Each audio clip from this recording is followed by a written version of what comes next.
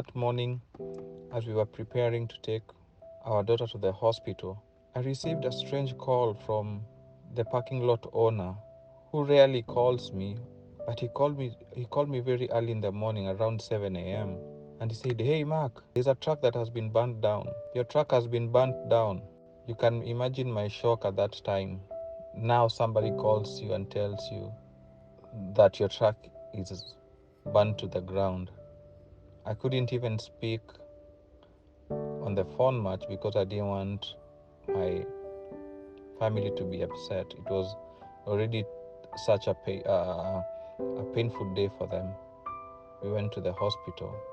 So my biggest worry was also to tell my wife, because I didn't know how she would take it. Once my daughter went to the surgery room, I saw that it was an opportune time to, break the bad news to her again. She just looked at me with a tired face and said, "What again?" So luckily, God gave her peace, or by grace, God gave her peace, and she just told me we'll take care of it later. My daughter came out of the surgery healthy and doing great. So once we were done, I went back. So this is what I found, and I thank God it wasn't as bad as the gentleman had put it. Don't get it wrong; it's quite an expensive repair work or expensive damage. But I thank God for the protection, even in this situation, and the fire would have spread. So this truck was set ablaze by a disgruntled employee. That is what I understand. He came in the middle of the night and just set it ablaze.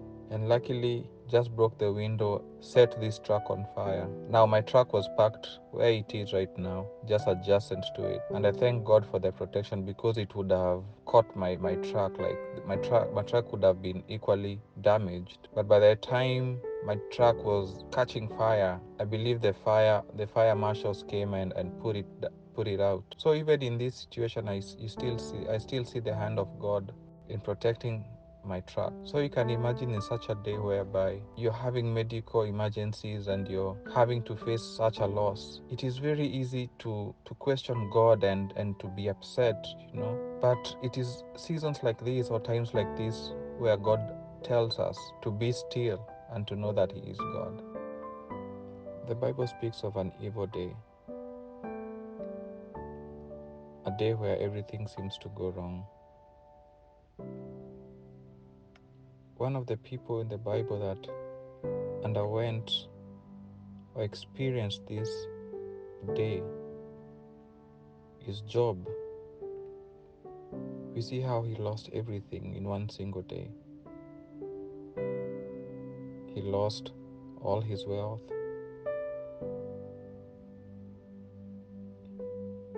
He lost his family. You can imagine what was going through his mind on that fateful day. And as believers in the marketplace, in just our general life, we undergo such situations. We meet such days, or we find ourselves facing such challenges.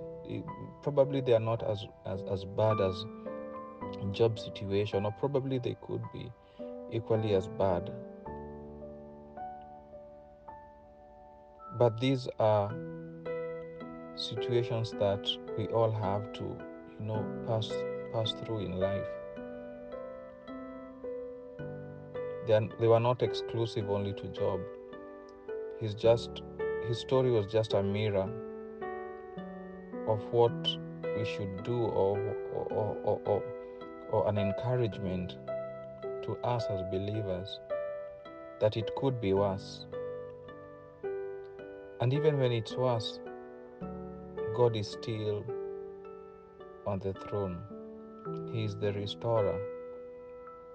It might not have been as bad as, Job's situation, or what many of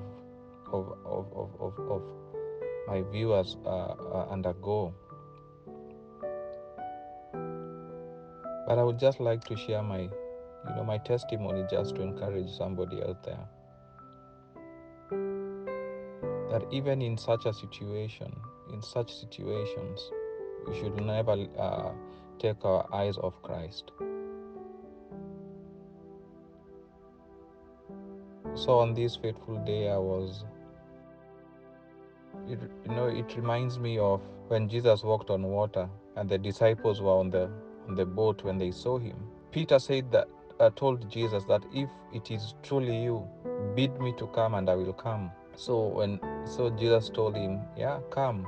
And Peter was able to walk on water for a little bit because he kept his eyes on Jesus. But the moment that he realized that the winds and the waves are rough, and when he took his eyes from Jesus, he started sinking. So in these kind of situations and these kind of moments, these are the best times to keep your eyes on Jesus. I know it's very difficult. It was difficult for me. I'm not saying that I am the best, or I wasn't shaken. Such situations will shake you to the core. But it is important to remind yourself of what God has said over your life and what God is speaking to all of us. In these situations, don't give up faith. Don't lose hope. Just hold on and God will surprise you. My previous guest told us how he lost everything in the warehouse fire. If you haven't watched that episode, I would recommend you to go back and listen to his story. It's such a powerful testimony of how God took him through that season of losses, a day of evil, where he lost a lot of property in the fire. And afterward, God elevated him because he didn't lose hope. One thing I've come to understand, as kingdom business people, we are not the owners of anything. We are stewards. And once you have that mindset of stewardship, no matter what situation comes, no matter what kind of business loss that you face, you shouldn't be shaken. Just know that you are a steward. And if God is your boss, then everything shall be okay. It might not look like it at that particular moment, but never be worried. Stay strong, keep pushing, be resilient in all that you do. Just keep pushing, and God will surely lift you up again. He is the God of second chances. He did it for Job. He did it for my previous guest, Reverend David. Even during such seasons, God will repay you even more. So that is the faith that I'm holding. And I pray that one day I will be able and I'll have an opportunity to share the goodness of God, even through this season and after this. I would call it a tragedy for myself, but I thank God He's still able to do mighty things. Yeah, so I hope that you have been blessed by this. I just felt sharing this small clip and just to encourage you. Have a wonderful week. Be blessed as we look for more inspiring stories of business success from people who have excelled, people who have done great things for the kingdom. Have a blessed week. Bye. And join me next time